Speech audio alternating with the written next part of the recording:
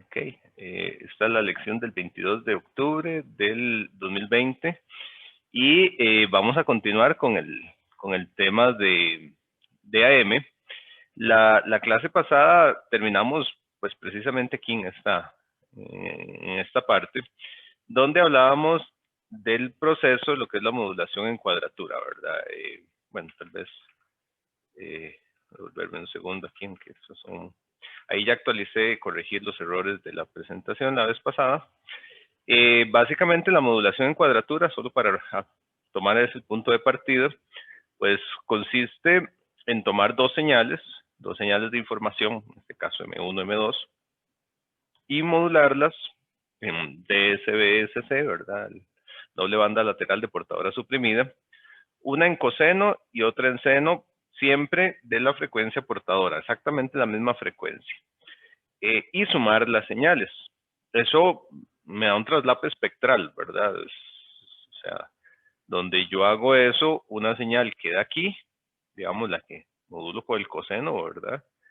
Y la otra señal, pues también queda ahí, exactamente traslapada, ¿verdad?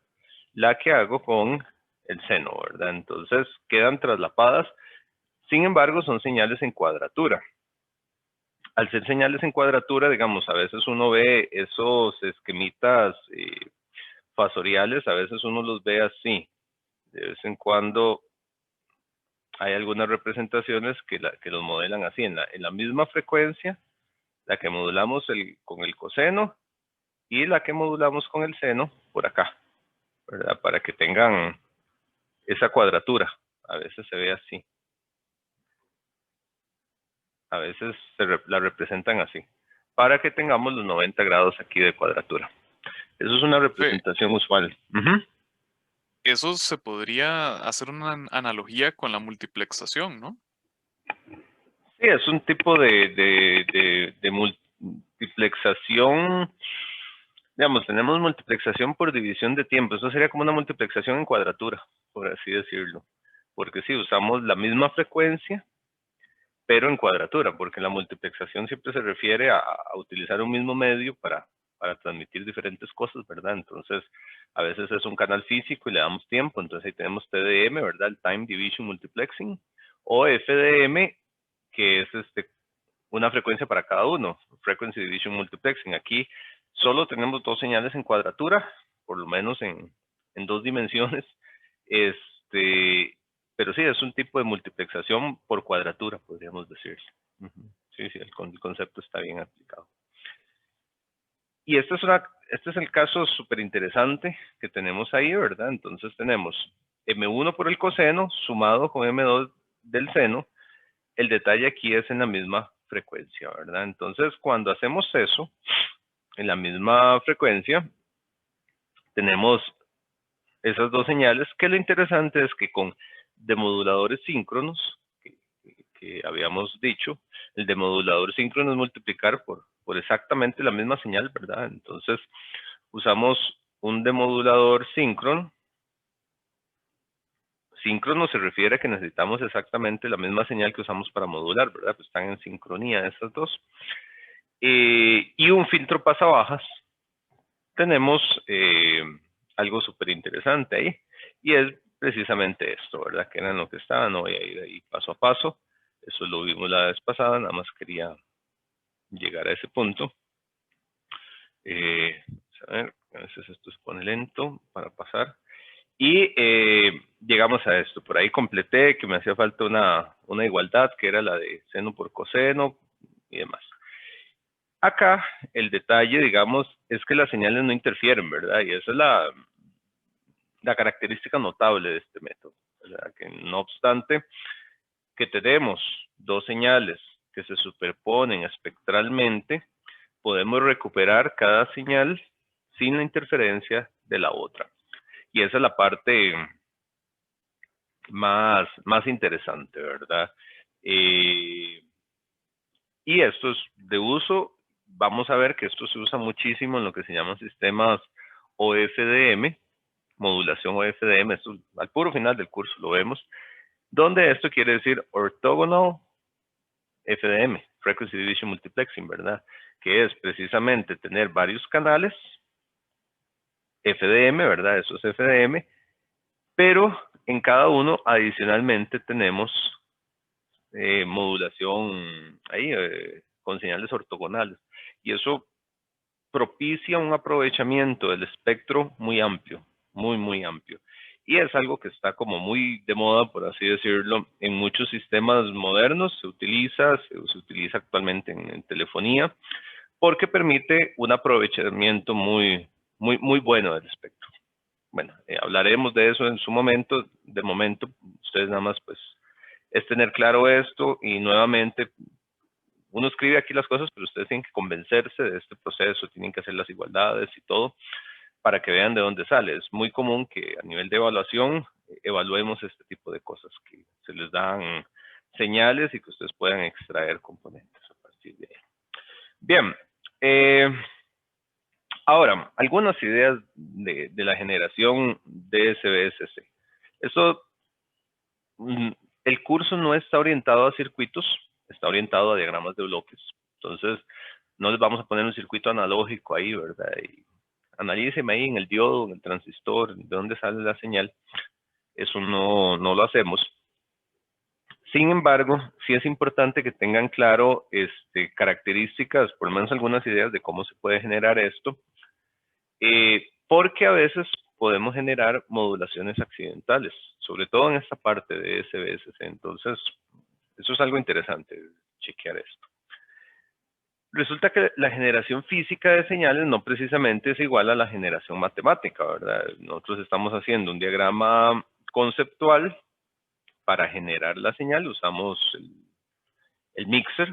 Entonces aquí tenemos un oscilador local, aquí tenemos a MDT y aquí tenemos la señal de salida. Entonces la señal de salida es simplemente MDT por el coseno de omega CDT, o el seno, ¿verdad? Así es como lo ponemos, ¿verdad? Es una manera muy bonita, digamos, de verlo, muy sencilla de ver esa multiplicación, pero bueno, generar esto lleva una serie de cosas diferentes, y sobre todo hay una muy interesante, que es la generación con pulsos rectangulares. Esa parte es bastante interesante, y como les digo, tiene consecuencias de que a veces se pueden generar modulaciones accidentales en ciertos circuitos si uno no tiene claros algunos conceptos. Entonces, tomen en cuenta, digamos, pensemos una señal en el tiempo. Mira, se me olvidó cambiarle a esto.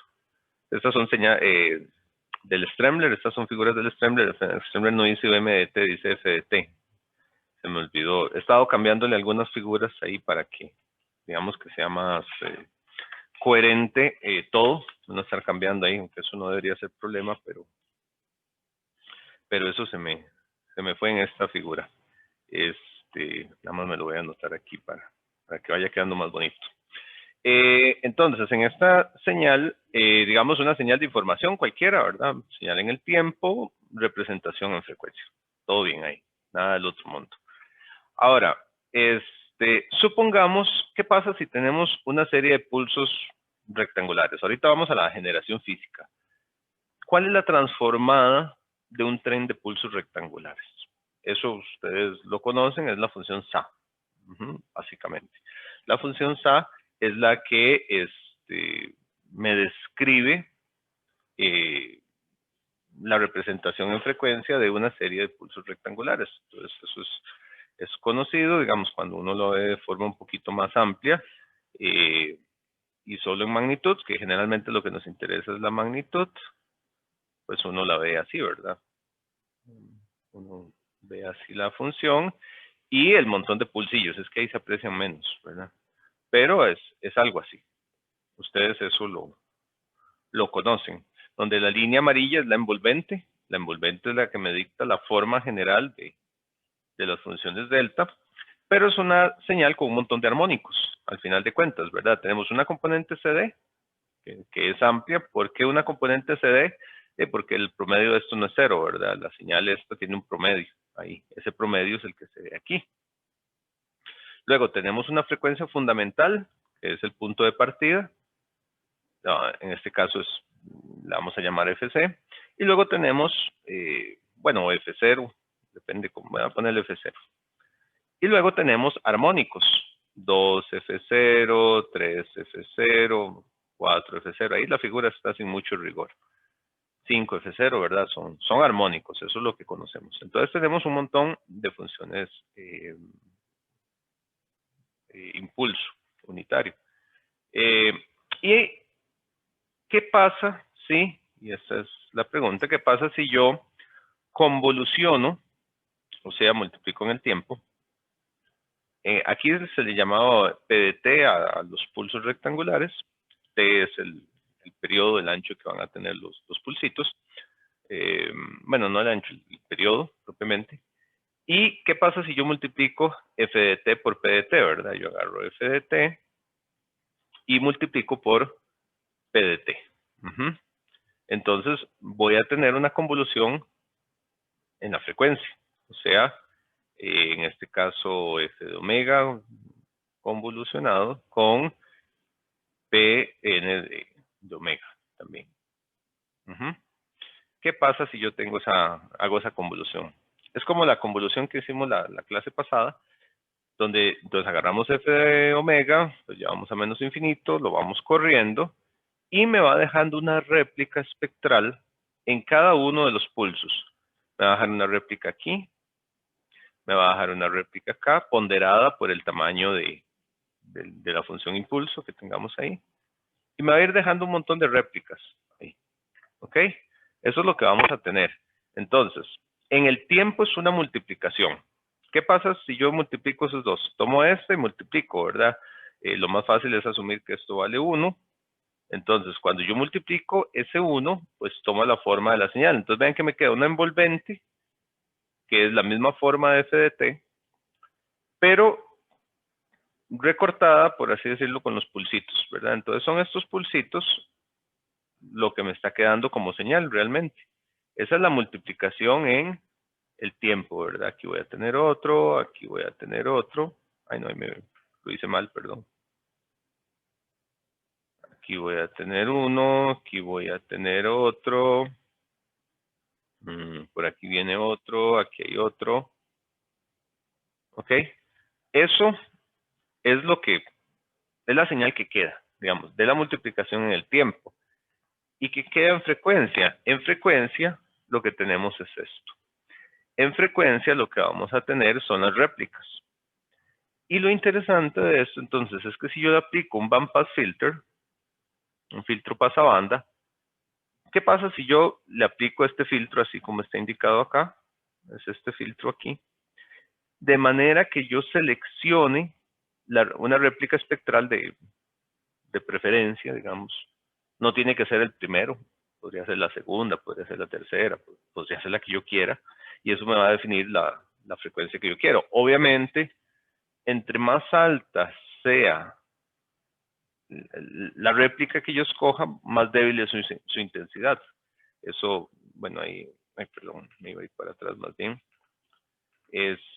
Vean aquí, digamos, yo podría elegir esta, por ejemplo, yo podría poner un filtro y elegir aquí, pero su intensidad va a ser mucho más baja. Entonces, bueno, es algo con lo que hay que jugar, ¿verdad? Pero esa sería entonces la portadora en ese caso. Si yo hago eso, ¿qué tengo a la salida del filtro pasabanda? Tengo esto. ¿Y esto qué es? Es el desplazamiento de esta señal de manera lineal. Recuerden que les hablaba que esto de modulación AM es lineal. Ya eso por ahí lo agregué en alguna de las diapositivas anteriores. Y entonces a la salida del filtro lo que voy a tener esto. Esto es el espectro clásico que ustedes tienen que aprender a reconocer de un DSB-SC. Y entonces es una manera de generar esa señal. De hecho, cuando se filtra, entonces lo que me va a quedar es eso. Que esa es la parte, digamos, es una parte muy interesante de este campo, que nos pasamos a un plano de abstracción, como es la frecuencia. Es un plano de abstracción para nosotros porque la frecuencia no es algo que podamos percibir propiamente así, ¿verdad? Nosotros no tenemos la capacidad natural visual con ninguno de los sentidos de poder percibir los cambios de frecuencia. En el tiempo sí, pero no en frecuencia. Sin embargo, hacemos cálculos en frecuencia y después nos devolvemos al tiempo, ¿verdad? Y obtenemos esto.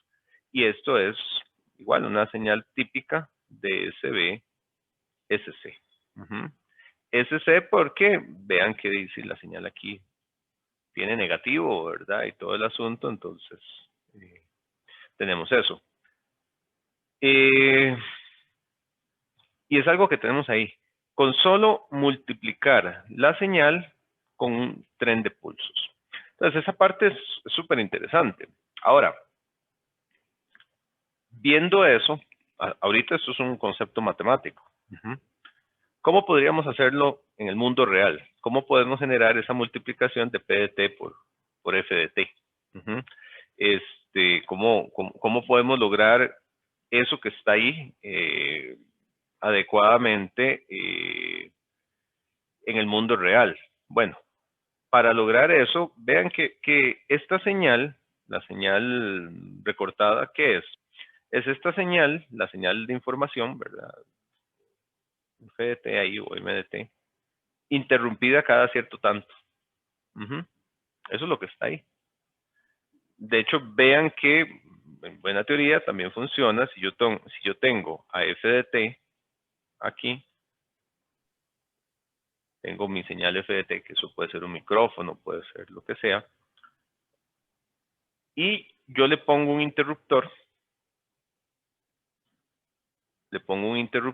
vean que teóricamente este interruptor que va y viene, y tiene una frecuencia de apertura y de cerrado, ¿verdad? Dado de esta forma. Esto sería el interruptor, ¿verdad? El interruptor me genera esos pulsos solito, ¿verdad? Entonces, bueno, él va a tener un periodo por ahí y usualmente, qué sé yo, podemos decir que tiene un ciclo de trabajo del 50%, entonces que esta duración aquí es de medios, por decir algo, ¿verdad? Entonces, eso con un interruptor, entonces, si yo tengo eso y después le aplico un band pass filter donde yo quiera, a una frecuencia que yo diría que es la portadora, ¿qué voy a tener a la salida? A la salida de eso voy a tener DSB SC con un interruptor. Obviamente un interruptor mecánico no es la mejor opción. Hay casos, digamos, uno busca en internet y para experimentar, para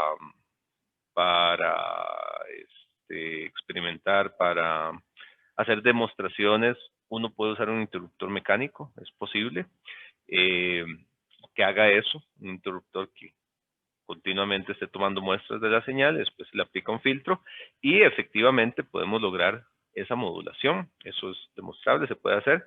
El detalle es que un interruptor mecánico pues no duraría mucho, además de que produce ruido, ¿verdad? Y que el interruptor tiene que ser bueno. Una de las características es que el interruptor debería ser un interruptor libre de rebotes. Ustedes saben que cuando un interruptor cierra, digamos, si tenemos un interruptor, donde el interruptor cierra, muchas veces donde choca, ¿verdad? Hay rebotes ahí.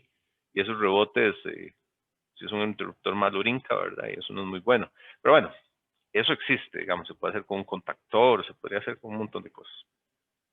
Sin embargo, entonces, en lugar de utilizar un interruptor mecánico, ¿qué sería mejor utilizar? Bueno, hay que tener cuidado con las frecuencias y eso, ¿verdad? Porque eventualmente una réplica espectral me puede quedar en un nulo. Entonces hay que ver bien dónde se eligen las frecuencias y todo. Sin embargo, yo podría sustituir el interruptor mecánico por un interruptor de estado sólido. Un interruptor de estado sólido, ¿cómo que es? Un semiconductor. Un semiconductor que me ayude a eso, ¿verdad? Bueno, aquí hay que elegir una frecuencia fundamental, ¿verdad? La frecuencia debe ser la portadora que yo elija, tiene que ser mayor, mucho mayor que omega, que eso es como lo típico, ¿verdad? Donde omega es el ancho de banda de la información, que eso es importante en ese caso. Hay que tomar en cuenta ese detalle porque, digamos, yo no puedo elegir, digamos, hay que tener mucho cuidado en la elección de valores porque si yo tengo este omega y omega, por ejemplo, es similar a omega C o al omega sub 0, digamos, que uno podría elegir inicialmente, pues eventualmente uno tendría una réplica por aquí y luego tiene traslapes. Y eso es un problema. Eso se llama aliasing y después hay que verlo. Entonces hay que tener una buena separación espectral, ¿verdad? Pero es algo que se puede hacer. ¿Cómo se puede hacer? Bueno, esto es un ejemplo, como les digo, el curso no está centrado en esto, pero esto es un ejemplo de cómo se hacen este tipo de, o se pueden hacer este tipo de moduladores. Se toman las señales, se usa un transformador con derivación, eso no es para, precisamente el transformador no es precisamente para aumentar voltajes o algo así, sino para tener la derivación, porque de esta forma generas copias de la señal de manera muy sencilla. Como aplicar la misma señal y usas una derivación, es muy fácil obtener copias de señal y se utilizan diodos. Un diodo es un interruptor, al final de cuentas, ¿verdad? De estado sólido. Entonces, bueno, para el ciclo positivo, cuando entra una onda, este es el circuito equivalente, este es el negativo. Como les digo, no estamos viendo eso, digamos, pero produce el efecto deseado, de la multiplicación de las señales. Entonces, ahí se genera esta señal, esta deportadora, digamos, con esto, es como conducir semiciclo positivo, negativo, ¿verdad? Estar haciendo la multiplicación. Esto también tiene una representación en frecuencia dado por una función SA, un poquito diferente de la anterior, pero en esencia es lo mismo. Hay una diferencia, esto no tiene componente CD. Esto uno al verlo en el tiempo, ¿verdad? La componente CD es 0. El valor de la componente CD es 0. Digamos, la envolvente es la misma, al final de cuentas. Se tiene una cosa así. Pero en este caso sí, la componente CD termina siendo 0. Entonces, bueno, es una particularidad de estos que están ahí. Entonces, esta es la señal SDT, ¿verdad? O sea, esta sí es del Heikki, por eso las nomenclaturas están bien, ¿verdad? Entonces se toma SDT y eso tiene una representación espectral como la que vimos, ¿verdad? Esta es una forma sencilla, diodos controlados por onda cuadrada, ¿verdad? En configuración anillos, le llama, se ven así. Y los diodos se pueden modelar como una resistencia directa o inversa según la polaridad, ¿verdad? Si uno quiere ver el asunto aquí bien, hay que hacer un análisis de cómo se ve la señal, cómo ocurre, ¿verdad? Entonces hay que hacer los flujos de corriente, porque entonces cuando es un semiciclo positivo, la señal viaja en una dirección, entonces por ahí tenemos cierta manera de que fluye la corriente, pero no entramos en eso. No se les va a evaluar en ningún momento un circuito físico de este tipo. Lo que sí se va a evaluar es el entender esto. Y esto se los digo porque a veces, como les decía, uno puede tener modulaciones accidentales. Modulaciones accidentales cuando sin querer uno aplica una señal a un dispositivo semiconductor que por A o por B apaga o enciende, ¿verdad? Y uno inocentemente dice, no, se deja entrar o no la señal, ¿verdad? Y lo que hay que tener claro es que entonces empiezan a aparecer réplicas espectrales en los armónicos de la frecuencia que yo esté utilizando para apagar y encender ese interruptor, ¿verdad? Entonces es algo que puede ocurrir, con señales de este tipo. Entonces eso por ahí para que lo tengan claro. Ahora, el receptor de SBSC. Como les dije, eso es una idea, ¿verdad? Y eso es algo que se utiliza, importante que lo tengan claro, pero listo. Con la recepción de SBSC, nosotros también la vimos de forma muy, muy bonita, muy romántica, romántica, y yo le llamo cuando todo es perfecto, ¿verdad? Y todo es muy bonito y muy sencillo. Nosotros la recepción a nivel de bloques tenemos esto. Recibimos a SDT, tenemos el oscilador local a una frecuencia omega C y un low pass filter, y simplemente pues al final tenemos MDT por una constante ahí multiplicativa. Pero ¿cómo podemos llevar a cabo eso, verdad? Eso tiene todo un mundillo. ¿Cuál es la dificultad? Esta señal. Les hablaba que una posibilidad es la portadora piloto. La portadora piloto es una posibilidad para generar esta señal. Es una opción, se puede usar, que es enviar un múltiplo de la portadora y después traerlo abajo, ¿verdad? Y jugar con eso es posible. Sin embargo, una posibilidad es usar lo que se llama el receptor de costas. El receptor de costas es una forma práctica de obtener un receptor síncrono, que es este esquema que ya vamos a ver. Donde se supone, eso sí, una frecuencia portadora conocida. No es que vamos a generar el LO, o sea, la frecuencia portadora desde cero, sino que es nuestra base de entrada. Entonces, vamos a analizar el circuito este. Bueno, primero antes de empezar a ver, voy a analizar un poco el circuito antes de tirar ahí más información.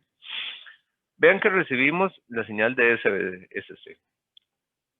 Este circuito no es tan fácil de entender así de entrada, entonces es importante prestarle atención. La señal modulada, ¿qué es? Es la información, que al final de cuentas lo que pretendemos es obtener la señal de información MDT solita por alguna constante. Y esta es la portadora, ¿verdad? Es lo que llamamos el CARS. ¿Ok?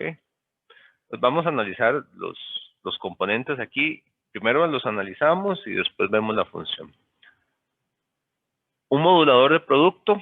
Este modulador de producto es lo que hemos venido diciendo, un mixer. Es esto. Un mixer. Aquí le llaman modulador de producto, pues un mixer. ¿Ok? O multiplicador. Listo. Entonces ahí lo tenemos. ¿Qué le entra a él? Le entra la señal SDT. Le entra la señal SDT acá. Y le entra, en buena teoría, una portadora. Pero ven que es una portadora con una fase. Ahorita analizamos bien eso. Nada más vamos a entender qué es lo que hay. Un low pass filter aquí. Ok. Comprendemos, sabemos que es el bloque. Aquí tenemos un oscilador controlado por voltaje. Esto se llama un VCO. Voltage Controlled Oscillator. Y aquí tenemos un desfasador de 90 grados, que lo que hace es que me da la señal en cuadratura del coseno, entonces me da el seno. Eso es lo que me da. Aquí tenemos otro mixer. Entonces vean que tomamos también la señal SDT y en un lado la multiplicamos por el coseno y en otro por el seno. Y aquí otro low pass filter.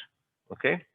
El VCO, oscilador controlado por voltaje, es un, como su nombre lo dice, es un oscilador, ¿verdad? Que tiene una frecuencia de oscilación, es una frecuencia senoidal que puede cambiar la frecuencia según el voltaje que se le esté aplicando. Eso, la verdad, valdría la pena incluir ahí una diapositiva explicando el VCO. Porque el VCO se usa después. Nada más así rápidamente el VCO. ¿Qué es el VCO? El VCO uno lo ve, digamos, de manera clásica como un bloque, el cual tiene de entrada una tensión de control, ¿verdad? Entonces llamémosle Vin. Y la salida, la variable que consideramos de salida, es la frecuencia de salida del F-out, por ahí. Y él tiene un comportamiento, usualmente, vamos, hay muchos tipos de VCO, de pendiente positiva, pendiente negativa. Pensemos uno de pendiente positiva. Supongamos que tiene una curva así, donde lo que tenemos aquí es el voltaje de entrada y aquí la frecuencia de salida. ¿ok? Y él generalmente utiliza lo que se llama una frecuencia, esto es el Free Runner Frequency, se le llama. Running Frequency es la frecuencia cuando solo tiene la tensión, digamos, de entrada.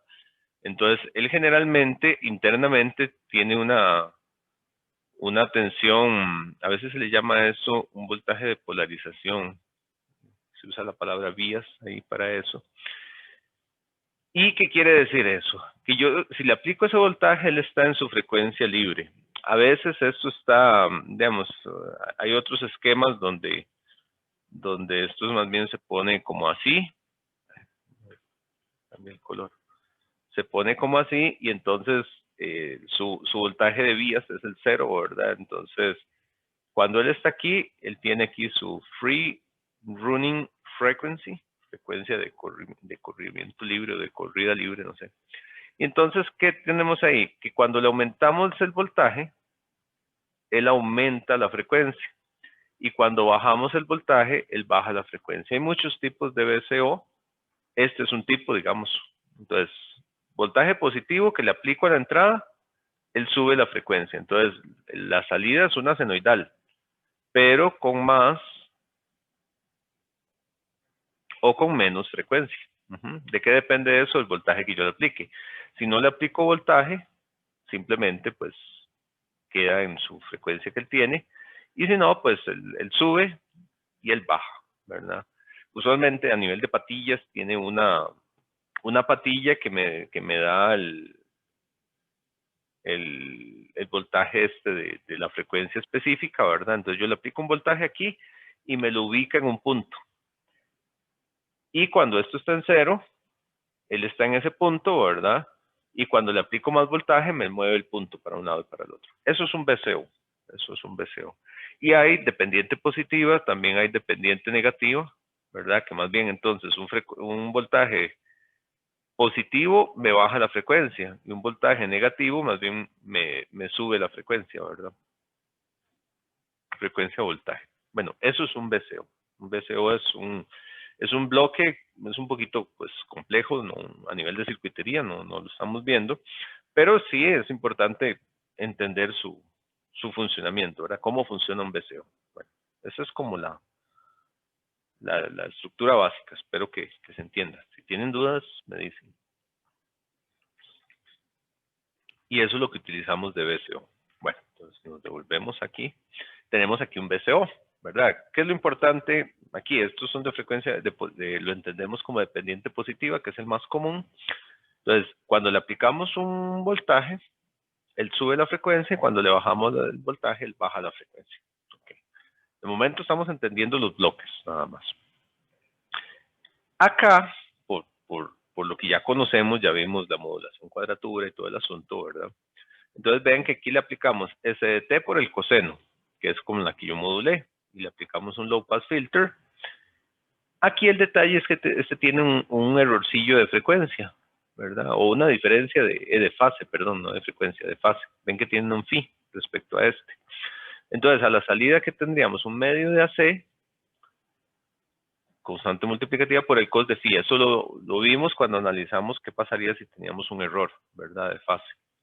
Entonces, por M de T.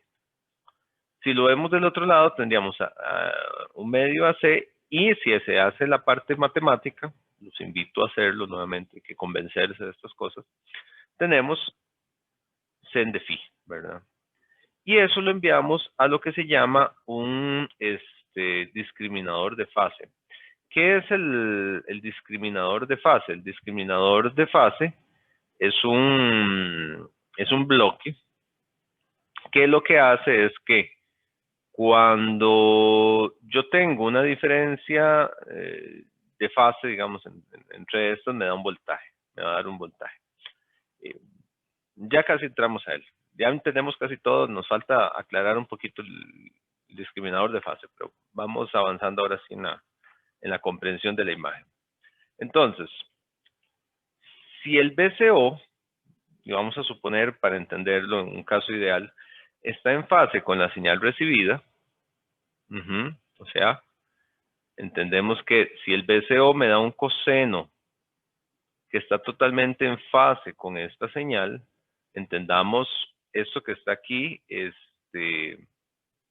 phi igual 0 grados, o sea, es el cambio de fase.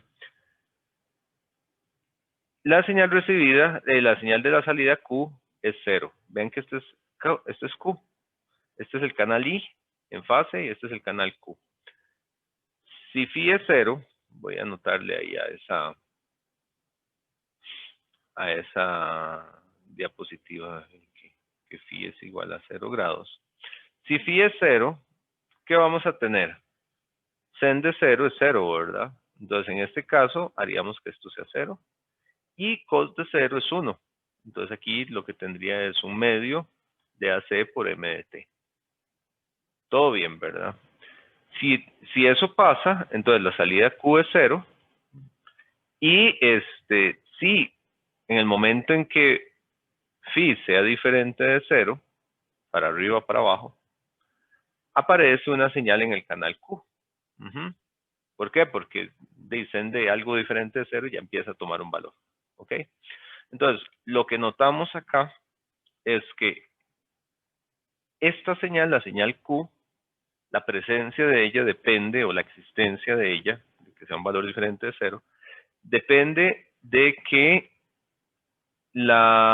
haya un error de fase entre la señal que se utilizó para modular y la señal que estamos utilizando acá. Utilizamos como punto de partida suponer que las dos frecuencias son exactamente iguales. No lo son, después vamos a ver cómo se arregla eso. Pero partamos de ahí. ¿Ok? Entonces, ¿qué pasa acá? Resulta que si la señal que está ingresando aquí, ¿verdad? Tenemos un phi mayor que 0, para ese caso, esta tensión va a ser positiva, ¿verdad? Porque sen de algo mayor que 0, la función del seno es así, pues va a ser positiva, ¿verdad? Entonces vamos a tener una tensión positiva. Si se da esta condición. Esta también, ¿verdad? Esta también va a ser una tensión positiva. ¿Ok? Eso va a ser una tensión positiva, las dos, ¿verdad? Pero sí, ¿qué ocurre si phi es menor que 0? El seno se vuelve aquí, ¿verdad? Y eso va a ser negativo. Va a ser negativo y entonces tendríamos ahí una tensión negativa. Esta seguiría siendo una tensión positiva, ¿verdad? Porque el coseno, pues estamos aquí, ¿verdad? Si eso cambia, sigue siendo una tensión positiva. Entonces, si los dos canales, si los canales IQ, por un lado, tienen la misma polaridad en un sentido, ¿verdad? Y polaridad contraria para el otro cambio de fase, ¿verdad? Entonces, aquí hablamos de que las señales I y Q tienen la misma polaridad, y aquí hablamos de que las señales I y Q tienen polaridad contraria. Ok. Eso es algo que podemos observar. ¿Qué pasa si hay esas diferencias de fase? Entonces, usando el discriminador de fase, que es este bloquecito que está acá, discriminador de fase, ¿qué consiste en un multiplicador y un filtro pasabajo? Quería explicarlo ahorita para no ir tan allá. ¿Qué es el multiplicador de fase? El discriminador de fase. Un multiplicador toma las dos señales. ¿Cuáles dos señales? Señal I y señal Q. Y después tiene un low pass filter.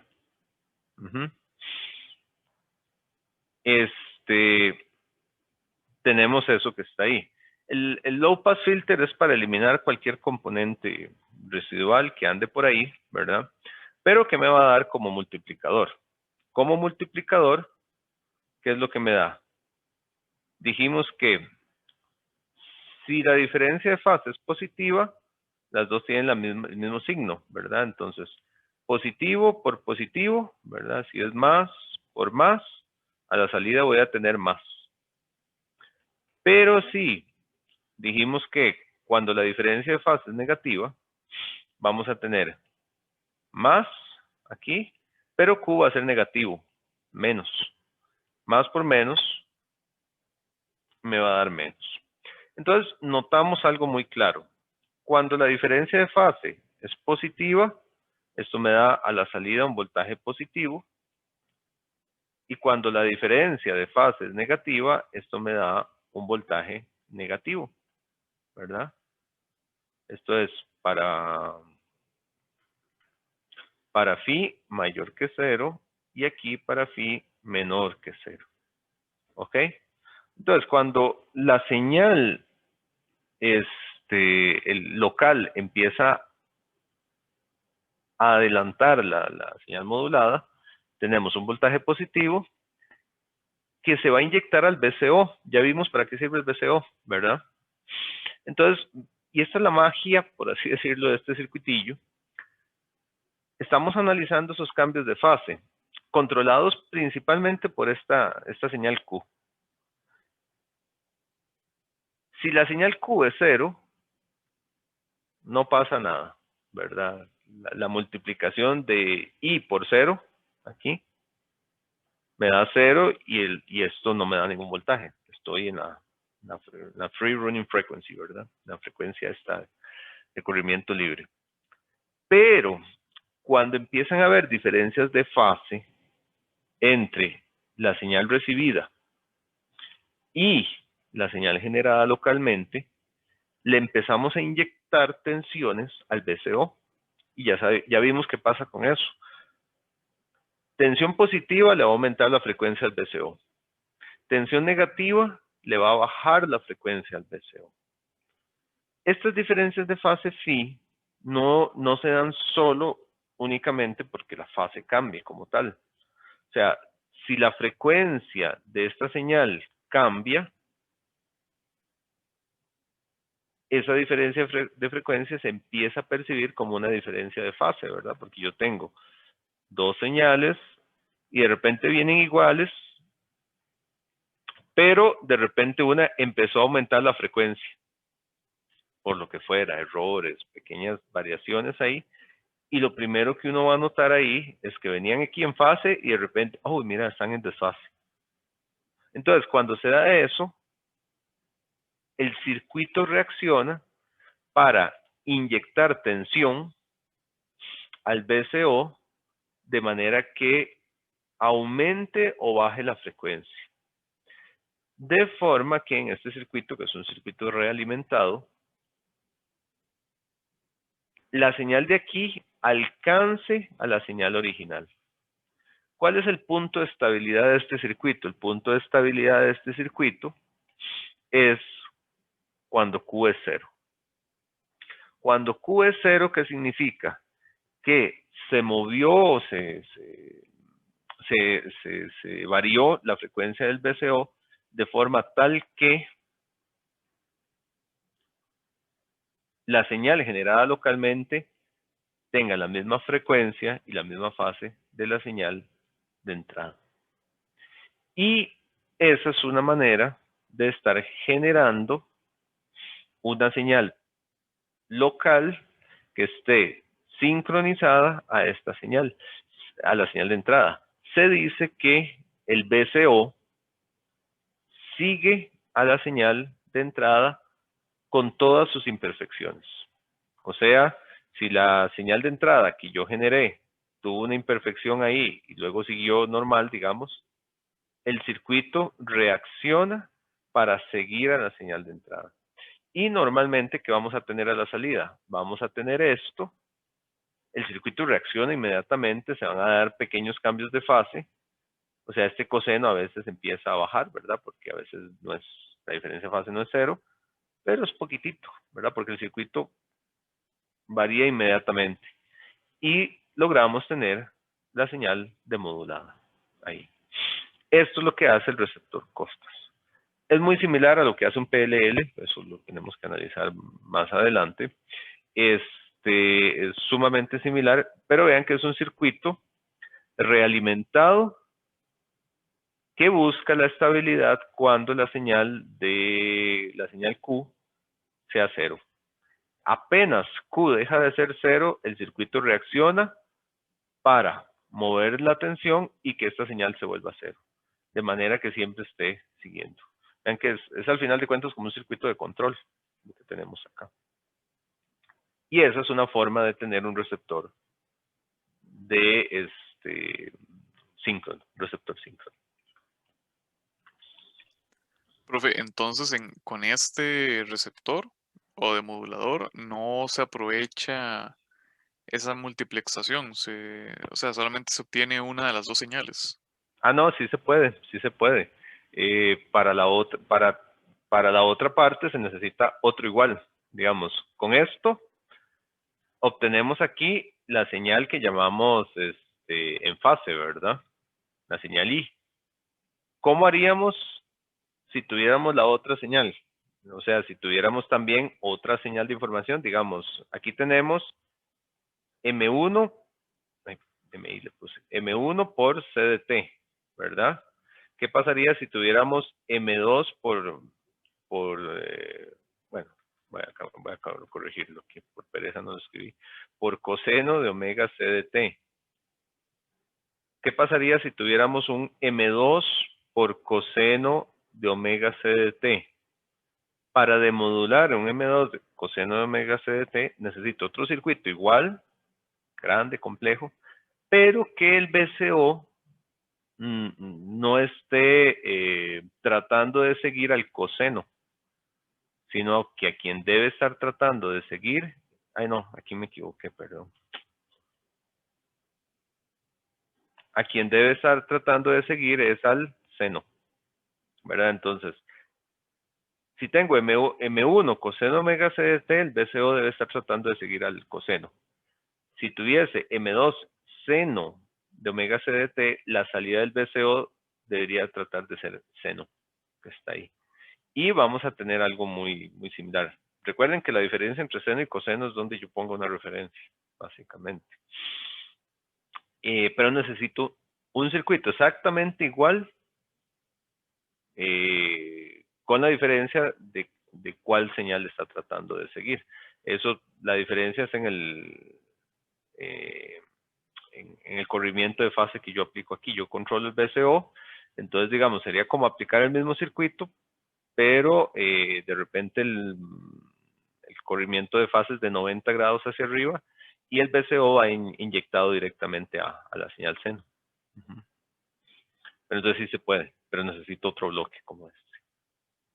Que vean que no es un circuito simple. No es un circuito simple. Al no ser un circuito simple, esto se convierte, o esto significa automáticamente plata, ¿verdad? Es caro. Es caro. Pero sí se puede, pero necesito otro circuito. Obviamente, conforme avanza la tecnología, al final de cuentas esto es un chip hoy en día, pero es un chip que tiene su complejidad y tiene su precio. ¿Ok? Para ver qué me faltaba aquí. Y bueno, la sincronía se debe restablecer cada vez que se inicia la demodulación, digamos, cada vez que se inicie que hay que sintonizarlo inicialmente.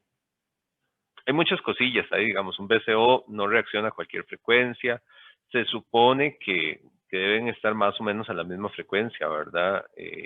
Hay que batear, bueno, no hay que batear, hay que saber cuál es la frecuencia que yo quiero. Si fuera un receptor de radio comercial, cuando uno mueve la perilla, en buena teoría, digamos, lo que está moviendo es la frecuencia del BCO, la frecuencia central que está buscando ahí, ¿verdad? A dónde engancharse. Aunque la radio comercial no usa esto, no usa este sistema, pues es muy caro. Es bastante caro. A ver si me quedaba algo ahí. Y bueno, también se puede modular con un PLL, que es un método muy similar, eso lo veremos después, pero nada más para que les quede ahí. PLL vamos a ver que es muy similar. Pero es importante que entiendan este receptor de costas. ¿Por qué? Porque después vamos a ver el PLL. PLL es un temita que aparece en el programa así como PLL, pues es un circuito base para muchas cosas y está basado en esto. Entonces sí es importante que entiendan este comportamiento. ¿Alguna pregunta? Sí, ya vamos para la otra parte. Ok, no hay más preguntas. Bueno, entonces hagamos la pausita, como siempre. Eso no nos la robemos, eso es salud mental. Y venimos con los compañeros que exponen hoy. Entonces, eso venimos de entrada. Entonces, igual, los 10 minutitos y volvemos, ¿está bien? Entonces, ya casi estamos de vuelta. Vamos a poner la condición. Ok, ahí se está grabando ya la... Quisiera que nos confirmen si se escucha. ¿Se ve bien? ¿Lo escucho bien? Sí. Buenos días. ¿Sí escuchan el sonido? Sí, ¿Del se escucha. video? Ok. Los escuchamos a ustedes dos. Ahí escucha a Tatiana y lo escucha usted. Sí, ese buenos días venía del video, nada más que ya sabes. Ok, entonces está bien. Adelante. Ok. Voy a...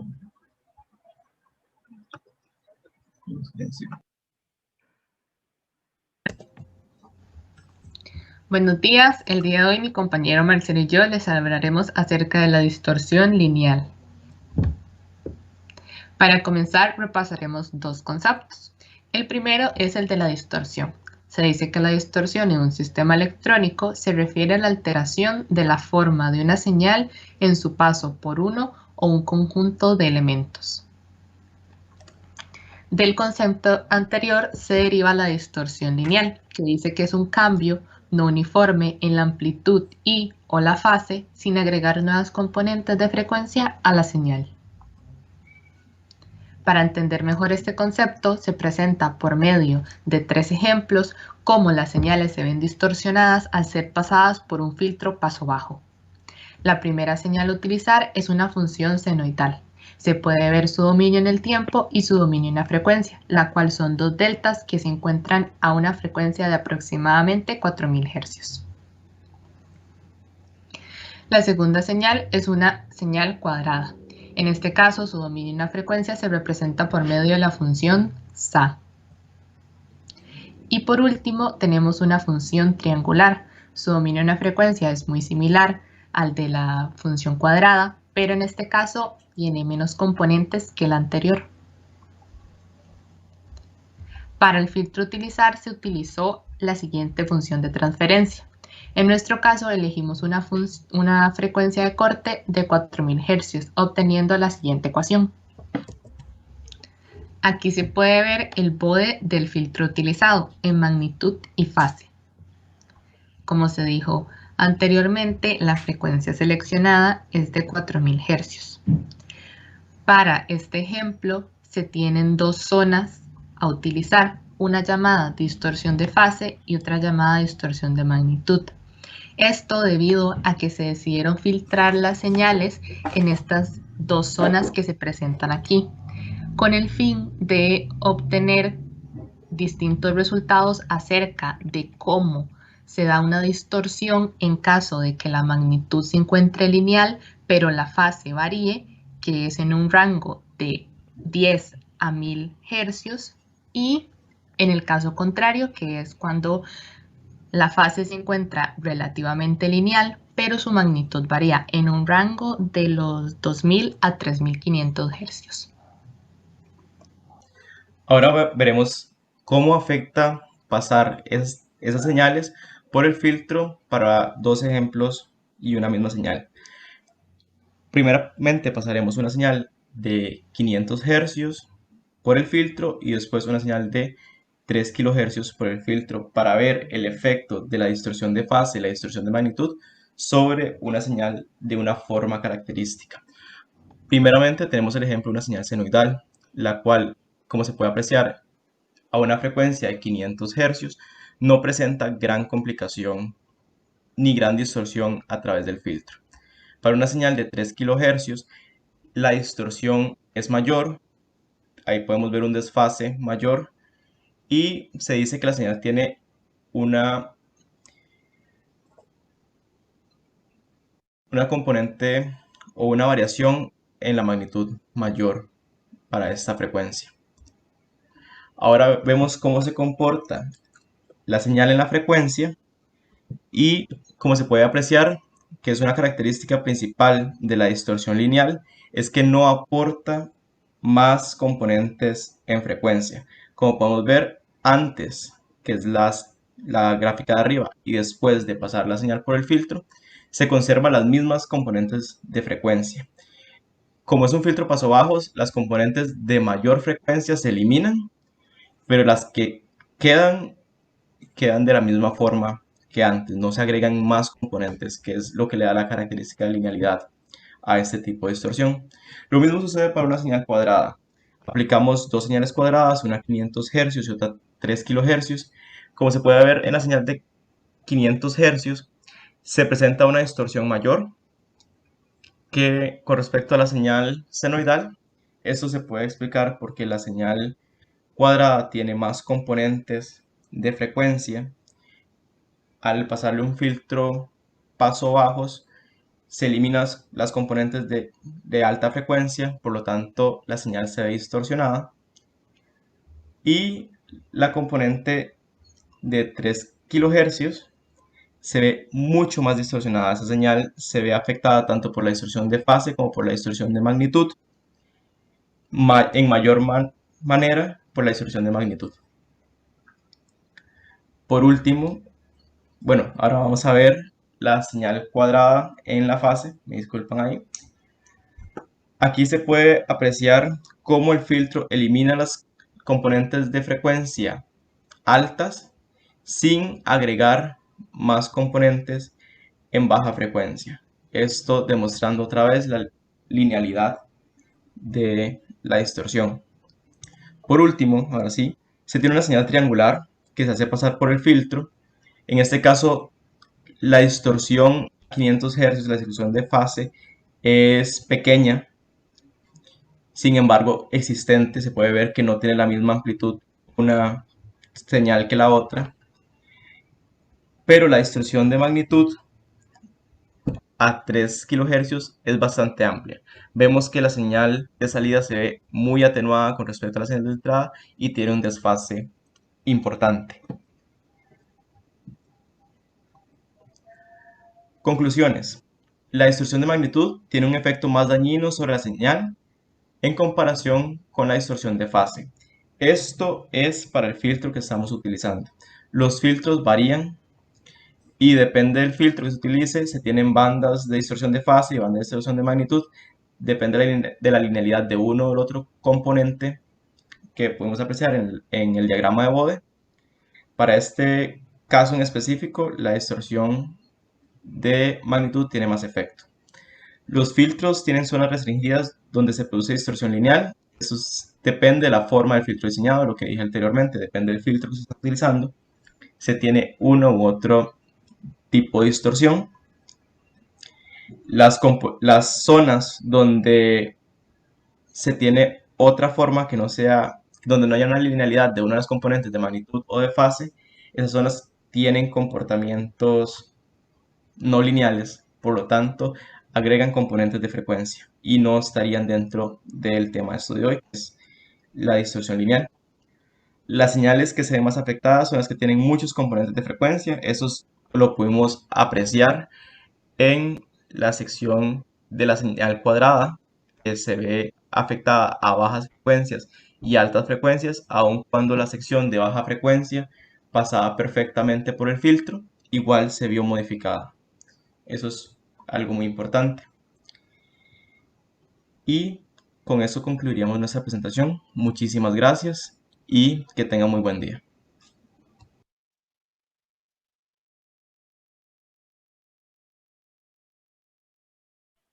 Ok. Buenas dudas, preguntas, Preguntas, los aclaraciones. compañeros. Se vale preguntas de lo que sea, ¿verdad? Incluso de cómo técnicamente lograron gráficas o hicieron cosas ahí, de todo eso se vale también.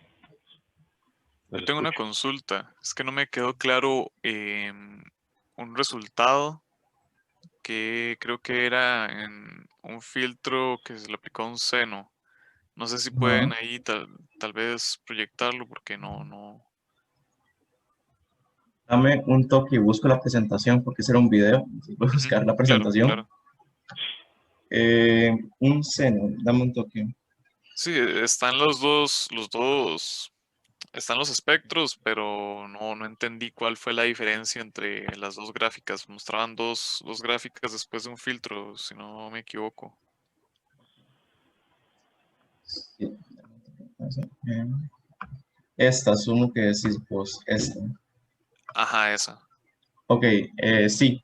Eso es lo que queríamos más o menos ejemplificar. En realidad, esa señal para el filtro, esas son las, ok, esas señales no es, por decirlo así, la misma que esta,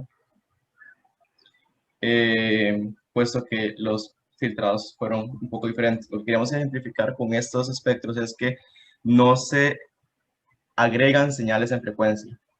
Aquí el filtro está su frecuencia eh, de trabajo fundamental para esa señal, digamos, y no se le agregan más componentes de frecuencia después de pasarla del filtro, sino que nada más se trabaja y en este caso la señal pasó bien, digamos, entonces no sufrió gran alteración en sus componentes, en su frecuencia, digamos, por eso es que en realidad no hay gran diferencia entre ambas. Ok, entonces, digamos, una sí es antes del filtro y la otra es después del filtro, Sí, o... la señal de arriba es la señal antes del filtro y la señal de abajo es la señal después del filtro. Ok, ok. La escala se ve un poco extraña, pero cuando Sí, ya uno lo acerca, están casi que igual. ok, Sí, ok. esos tuvimos problemas con MATLAB a la hora de escalar las señales. Pero cuando uno ya lo acerca, en realidad están casi que igual, casi que muy cercano en frecuencia. Sí hubo una pequeña variación, porque sí hubo una pequeña variación, pero es pequeña, digamos. Ok, entendido. Pero bien. Pura variación. Ahí tal vez, déjeme la imagen ahí un segundito, si quería tal vez aclarar un poquito cuál era la idea de eso. Por ahí hubiese sido bueno y que lo tomen grupos para futuras exposiciones, no dejarlo solo en palabras a veces la exposición, sino agregar datos, ¿verdad? Por ejemplo, es que me presentan la señal aquí, bueno, no está rotulado, se les pide ahí por ahí que lo Sí. rotulen, ¿verdad? Y poner de qué es cada gráfico, ¿verdad? Aquí la idea básica es que tenemos un sistema al cual estamos pues aplicando, ¿verdad? Esto al final de cuentas es un sistema LTI. Y ese es como el gran detalle, ¿verdad? Es un sistema LTI, un sistema lineal, que tiene como característica, por ser lo que se está analizando ahorita, distorsión lineal, es que si yo le aplico una frecuencia fx, pues a la salida tengo una frecuencia fx y no tengo nuevas componentes. En un sistema no lineal, hay compañeros que tienen que exponer la distorsión no lineal, se crean nuevas componentes, eso lo vimos en teoría, ¿verdad? Productos de intermodulación y ese tipo de cosas. Entonces, a la salida, porque esto es in, esto es out, ¿verdad? Aquí, básicamente, pues lo que tenemos es que el rango de frecuencias o las componentes de frecuencia que aplicamos son más o menos las mismas componentes, pero no hay nuevas componentes. Un sistema no lineal tendría réplicas, tendría cosas por ahí, ¿verdad? Este no. No obstante que las señales en el tiempo son diferentes, o sea, yo le aplico una señal ahí muy bonita y todo el asunto, y a la salida, pues tengo una señal que varía un poquito ahí, ¿verdad? Se ve un poquito más, tienen la esencia de la señal senoidal, pero no es exactamente. Sin embargo, están en el mismo rango de frecuencias. Ahí sí, pues hizo falta ajustar un poquillo las escalas para que se viera más bonito ahí, jugar un poco más con las escalas, pero básicamente ese es el concepto, ¿verdad? De un sistema lineal. Entonces, como ellos están trabajando la distorsión lineal, es como demostrar que esto no pasa, ¿verdad? No aparecen nuevas componentes. Entonces, es un poquillo el propósito ahí. Entonces eso sí me parece importante dejarlo claro ahí porque es parte de lo que se pretendía. De igual manera, en la señal cuadrada, tiene el mismo gráfico, pero de la señal cuadrada. Marcelo, lo ponga.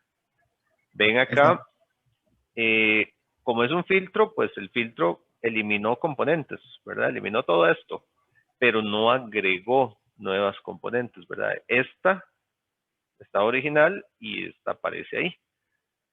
Se eliminaron, pero no hay nuevas componentes. Entonces es un poco lo que se quería demostrar ahí. Bueno, nada más quería aclarar esa partecilla. ¿Alguna otra pregunta? Yo también tengo otra pregunta. Con las señales que presentaron ya filtradas, digamos, en el tren de pulsos, ¿eso lo hicieron también en MATLAB o usaron el laboratorio virtual de bodega o algo así? Me pareció muy interesante la forma que agarró la señal filtrada que tiene un comportamiento casi que, y no sé, parecido al RC, ¿verdad? Ujú. Sí, sí, para todos usamos MATLAB. Para todos usamos MATLAB. Esa, ¿te referís? Sí, esa. Sí, sí, para todos usamos MATLAB y Simulink en ambos casos. Entonces, sí, eso es lo que nos da. Igual, sí, yo pienso, de hecho creo que lo dije en la presentación, que es porque a la hora de eliminar componentes de alta frecuencia, digamos, hay otras señales que se redondeaban más a este lado también, o sea, eran una señal más redondeada a este lado, no tanto de ese comportamiento como RC. Igual si quitamos los componentes de alta frecuencia, de estos componentes de aquí, y al final solo vamos a tener casi que una señal seno, que es lo que más o menos vamos apreciando aquí, que cada vez se va haciendo más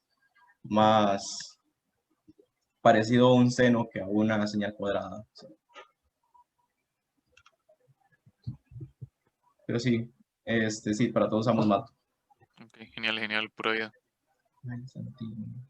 ¿Alguna otra pregunta?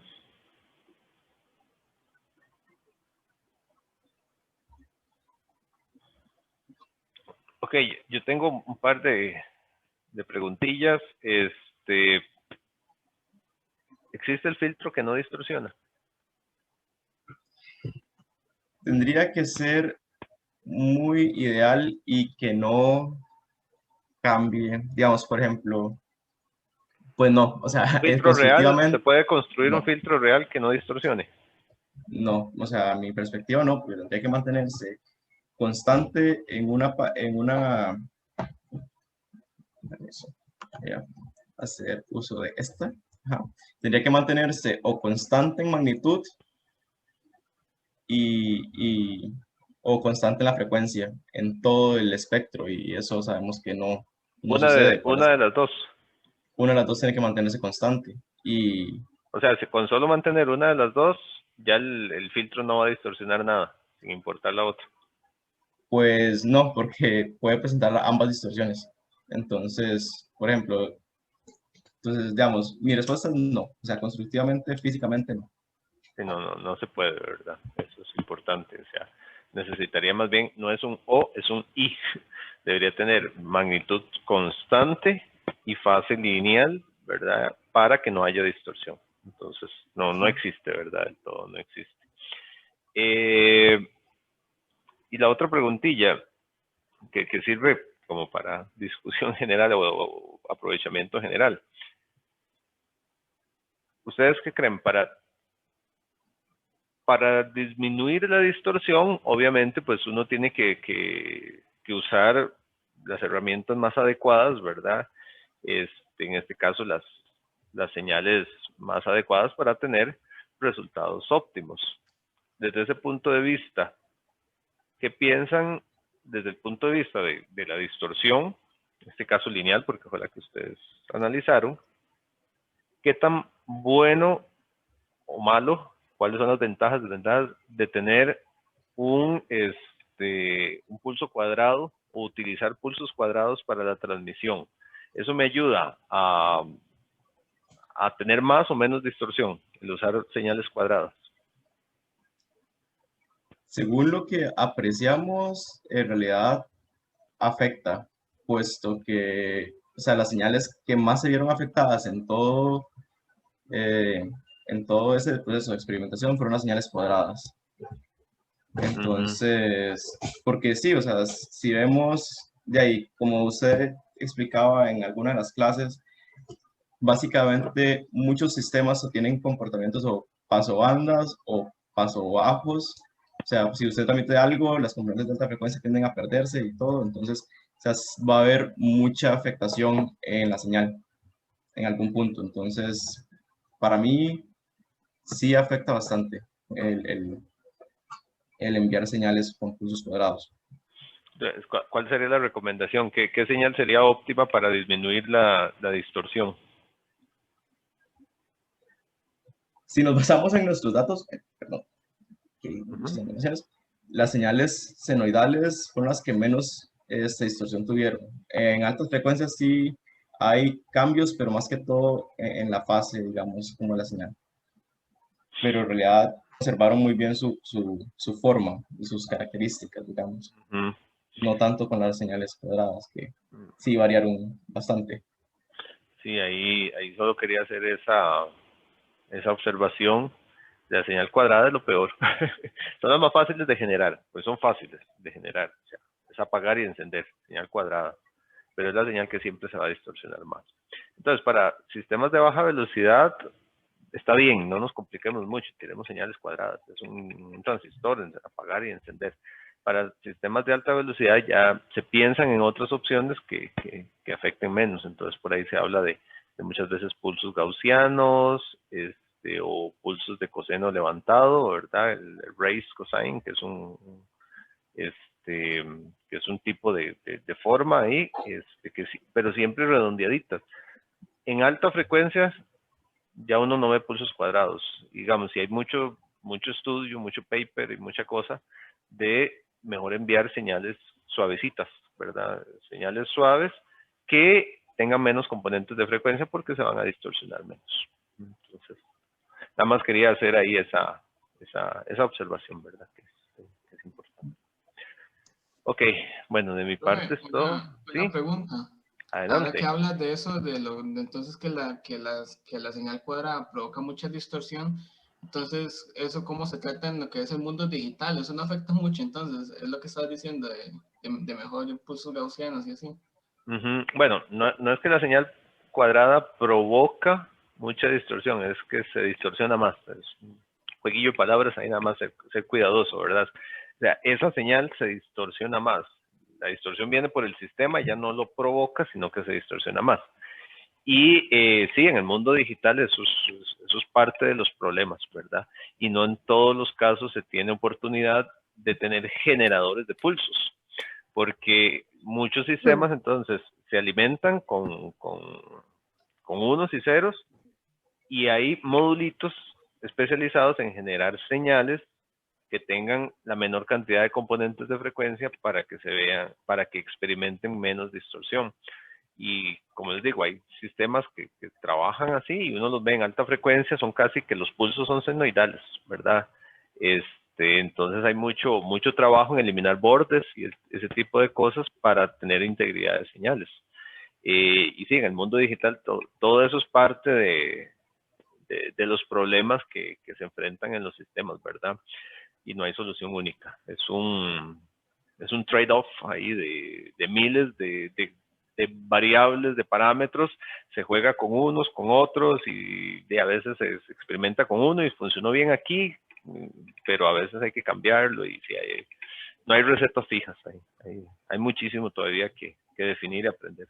Pero sí, eso es parte de los problemas. Bueno, qué interesante. Gracias, profe, por ahí. Ok, pura vida. ¿Alguna otra pregunta?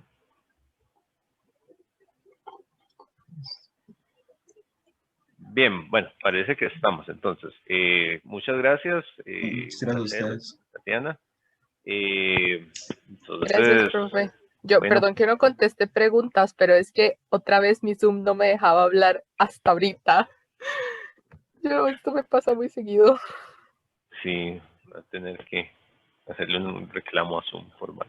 Sí. Ok, bueno, muchas gracias y bueno, continuemos ahí, nos queda un ratito de clase para seguir, pero no, todo bien. Entonces, vamos a ver para acomodar las ventanas. Perfecto. Ellos me tienen que pasar no sé si ya me lo pasaron al correo, no he revisado correo hoy. las preguntas. La semana que viene las aplicamos de las exposiciones que han habido. Les dejo suficiente tiempo ahí. No los voy a matar en tiempo, ¿verdad? Para que los puedan resolver. Yo creo que ya las preguntas se las habíamos mandado al correo. Ya me las habían enviado, ok. Por ahí andan en el correo. Está bien. Perfecto. Muchas gracias. Entonces, bueno, sigamos acá para avanzar un poquito más. Entonces, en cuanto a materia, vimos el receptor de SBSC, ¿verdad? Ahora, avancemos. Sabemos que hay un problema grande, pesado, con la demodulación de SBSC, ¿verdad? Tiene una desventaja, que es que produce sobremodulación, ya eso lo vimos, de manera natural, o sea, es su característica, no es evitable en su esquema como tal, lo cual lleva a utilizar receptores complejos y por lo tanto costosos, ¿verdad? Eso es plata y eso es un problema. ¿Cómo arreglamos esto? Ya lo habíamos mencionado en la clase antepasada. Uy, perdón, me cayó el lápiz de la tabla. Para evitar la sobremodulación, lo que hay que hacer es impedir que la onda de información cruce por cero, ¿verdad? Y que tome valores negativos. Eso es lo que hay que hacer. ¿Ok? Entonces, eso es lo que hay que hacer. ¿Cómo se logra? Bueno, fácilmente agregándole un offset a la señal. También eso lo habíamos comentado. Entonces, si esta es mi señal de información, M de T, ¿qué tengo que hacer? Evitar que cruce por cero. Entonces, le agrego una constante. Entonces, ya no es M de T, ahora es M de T más A, un valor ahí. Y la subo. Evito, y eso es lo que hay que tener claro, que cruce por cero. ¿Cuál sería el límite? El límite es que toque cero. Si toca cero, todavía digamos que estamos bien. Claro, con un sistema real no es bueno llegar a los extremos, pero ahí andamos bien, ¿verdad? Entonces, eso es lo que hay que hacer. Esto da lugar, digamos, esta variación da lugar a un tipo de modulación diferente, que se llama DSB-LC. Ahorita vamos a ver por qué el LC. Pero tiene la misma característica doble banda lateral y es lo que se conoce comúnmente como AM. Como AM de los radios comerciales, ahí viejitos, ¿verdad? Lo que ya casi no se usa, eso es lo que se conoce como AM. Y vamos a explicar los motivos de por qué es eso. Ahora, ese corrimiento de señal siempre me tiene que dar un número positivo, ¿verdad? Y por fuerza, esa es la idea. Nunca que la onda nunca cruce cero, entonces siempre sea positivo. Entonces estamos hablando de que M de T más A siempre tiene que ser mayor o igual que cero. Absolutamente siempre. Entonces, siendo M de T una señal variable, o sea, ¿qué es M de T? M de T es una cosa así, ¿verdad? Ahí, que varía. Usualmente es simétrica, no siempre, pero usualmente la podemos considerar simétrica y tiene la misma excursión hacia un lado. Digamos, si aquí tiene un valor que llamamos B, pues al otro lado va a llegar hasta menos B. Es simétrica, sí, como una señal de voz, cuyo valor absoluto máximo positivo es igual al valor absoluto máximo negativo, ¿verdad? Entonces, aquí decimos que esto es B y son iguales. Las magnitudes de ellos son iguales, ¿verdad? Como una amplitud de una senoidal, algo así. Entonces, esta condición, ¿verdad? Yo diría, bueno, entonces yo necesito que cuando yo tenga el valor de mi señal, ¿verdad? El valor máximo negativo, y yo les sumo el offset, aún así tiene que ser positiva, ¿verdad? Entonces vean que cuando la señal vale menos B, digamos, yo diría, bueno, entonces cuando vale menos B más A, eso tiene que ser mayor o igual que 0. Igual es el límite. Ese menos B, al final de cuentas, ¿qué es? Es la magnitud de la señal, es lo que estamos representando, entonces, como la magnitud de M de T max. Se puede escribir de esa manera, ¿verdad? Más A mayor o igual que 0. Entonces, de ahí despejo, y entonces A tiene que ser mayor o igual que ese valor M de T máximo. Tiene que, por fuerza, ser mayor que eso, porque si no el offset se vuelve negativo, ¿verdad? Esa es una condición ahí lógica. Entonces, aplicando esos cosas ahí, entonces, esos conocimientos, esas premisas que estamos viendo ahí, M de T más A, la señal modulada va a ser la información más el offset por la portadora. Eso es lo que vamos a tener ahí. Entonces, cuando hacemos eso, multiplicamos esa parte que está ahí. Luego, mira aquí, ahí queda medio, bueno, sí. Ese A, digamos, cuando yo multiplico, entonces me queda M de T por el coseno, M de T por el coseno, y el A por el coseno. Este sería en realidad como un, ese no es un AC, este sería el A del offset que estoy poniendo ahí.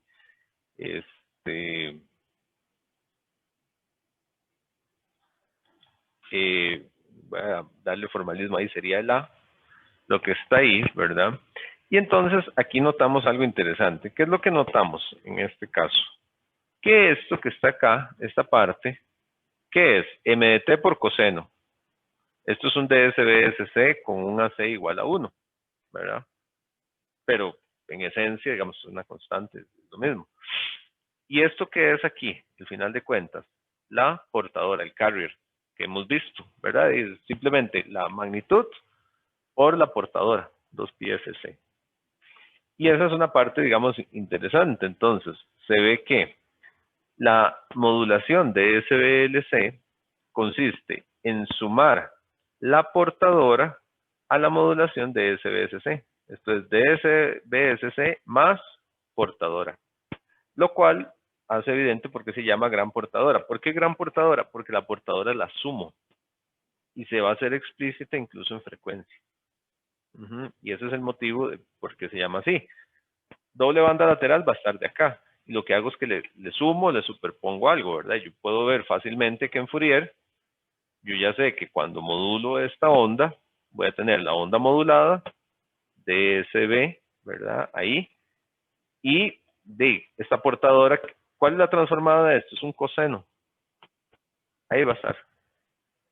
Por eso se llama gran portadora, porque la portadora aparece. Espectralmente aparece ahí. Y también es evidente entonces en comparación porque DSBSC es modulación de portadora suprimida. ¿Por qué es de portadora suprimida? Porque ella no tiene la portadora, ¿verdad? Entonces, espectralmente, DSBLC o AM es cuando tenemos la portadora explícita y DSBSC es cuando no la tenemos. ¿Ok? Entonces, ya ahora sí, todo tiene sentido ahí. Ahora, hay diferentes maneras. El caso anterior es como lo presenta Stremler, que está bien.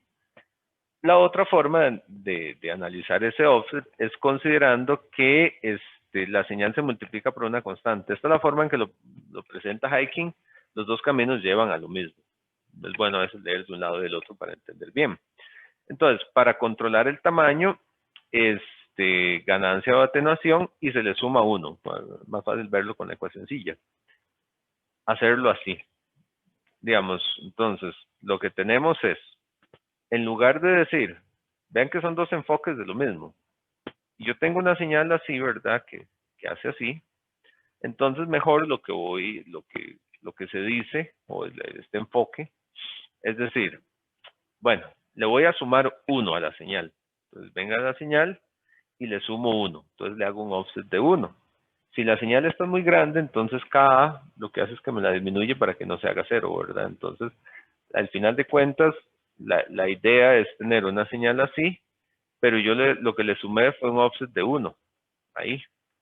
Le sumé el offset de 1 y eventualmente controlé el tamaño de MDT, porque si MDT era muy grande, generalmente no es grande, son señales de milivoltios o así, le pongo un K, más bien K casi siempre es una amplificación.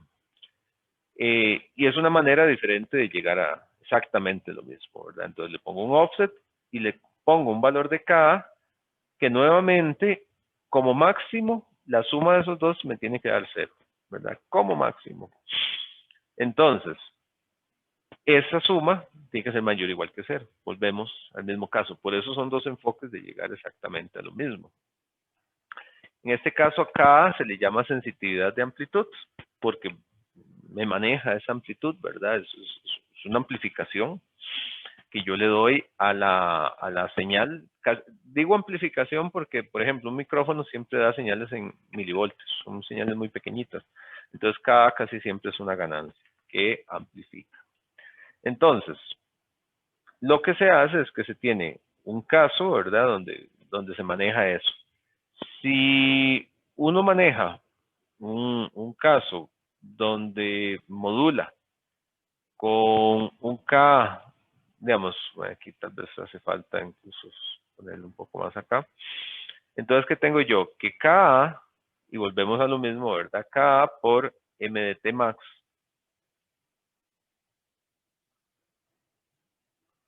tiene que ser mayor o igual que, en este caso, que menos 1. Para ver. Para ver aquí, creo que aquí venían. Para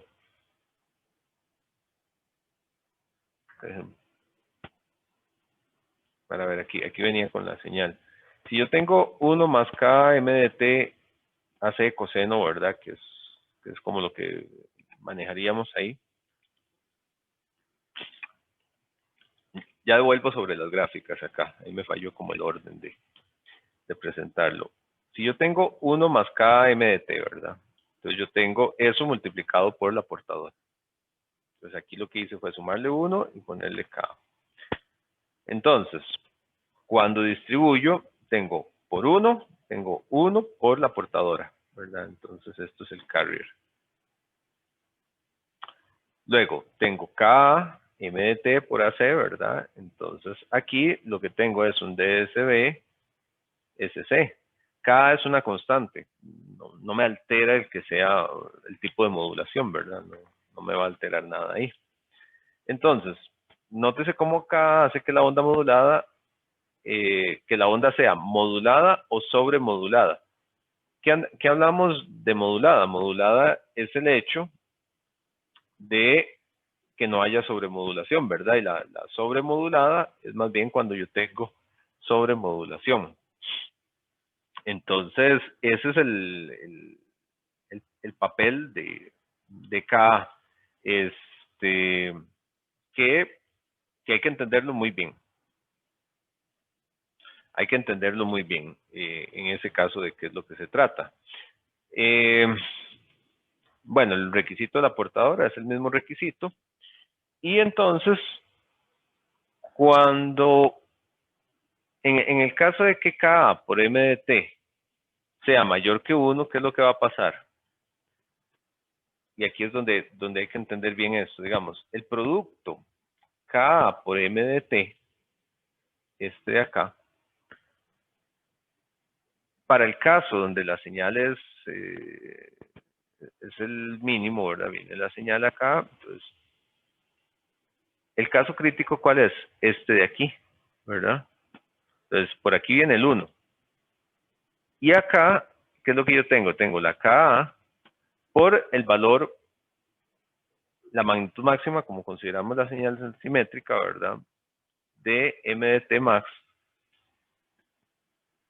Ahí, ese valor que está ahí, tiene que ser siempre menor que 1. ¿Qué pasa si este valor es mayor que 1? Si este valor es mayor que 1, eventualmente, lo que hace es que se vuelve negativo, ¿verdad? Entonces, es eso. Cuando tenemos esta condición de que eventualmente se vuelve negativo, vamos a sobremodular. Y cuando estamos menos, nada más decimos que estamos modulando. El éxito de este sistema es no sobremodular. Porque si sobremodulamos, por fuerza vamos a necesitar un demodulador síncrono, que ya vimos que es un demodulador caro, costoso, etc. Entonces, estas condiciones son bien relevantes de que no se sobremodule. Entonces, siempre el producto KMDT max tiene que ser menor que 1. Es importante eso. Si no, sobremodulamos, y cuando sobremodulamos vamos a necesitar aquí un receptor síncrono como el receptor de costas que vimos hace un momento. Cerremos acá con el diagrama de bloques de esta parte. La modulación se ve de la siguiente manera. Entonces, ¿cómo se ve? Tenemos M de T. Multiplicamos por una ganancia. Casi siempre es ganancia, pero si no, K simplemente es menor que 1, ¿verdad? Sencillo. Lo pasamos al mixer y a la salida del mixer, ¿qué tenemos? Tenemos DSB, SC. Portadora y sumamos la portadora aquí. A veces, bueno, aquí ya está la C, a veces se le pone un amplificadorcillo acá, para decir. Pero ahí ya a nivel de bloques, pues ya tenemos la señal modulada que queremos, ¿verdad? Esta es la forma de verlo a nivel de bloques. Y se define un porcentaje de modulación, como se mencionaba aquí. Como estos valores tienen que mantenerse menor que 1 o mayor que 1, al estar en 1, pues si yo multiplico por 100%, defino un porcentaje de modulación. Entonces, cuando el porcentaje de modulación es mayor al 100%, yo estoy sobremodulando. Entonces, por ejemplo, aquí son 3 ejemplos. Esto es un 50% de modulación. ¿Qué significa 50% de modulación? Que K por el valor de M de T máximo, ¿verdad? Por la amplitud máxima que tenga M de T, me da 0.5. Y yo tengo acá, esto es como una moduladora de senoidal, pero vean lo que voy a tener ahí. Entonces, manejo eso. Si llego al 100%, justo voy a llegar al 0. No más allá, pero ya llego al 0, llegué al límite. ¿Y qué pasa si me paso? 150%. Tengo inversiones de fase. Y entonces necesitamos el demodulador complicado, ¿verdad? La idea aquí es poder demodular simplemente siguiendo esta amplitud. Esa es la idea.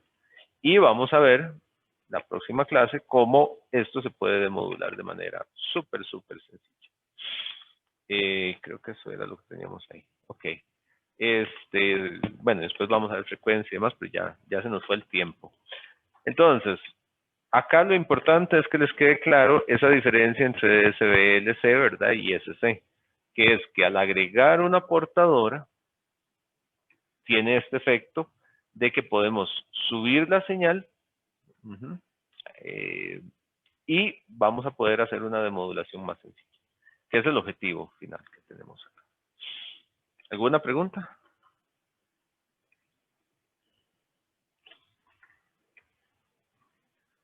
Estamos claros acá. Bueno, entonces hasta aquí llegaríamos por hoy y nos estaríamos viendo el martes para seguir. Necesitamos, tal vez el martes ya estemos más o menos terminando, ya viene esto, terminamos esto y tenemos que ver los otros tipos de modulaciones que en realidad son variaciones fáciles de ver. Vamos a ver cómo nos va con el tiempo. Y listo. Entonces, que tengan un bonito día, bonito fin de semana y nos estamos hablando. Hasta luego. Por ahí, profe. Profe, gracias. Gracias, profe. Bueno, que estén muy bien. Hasta luego.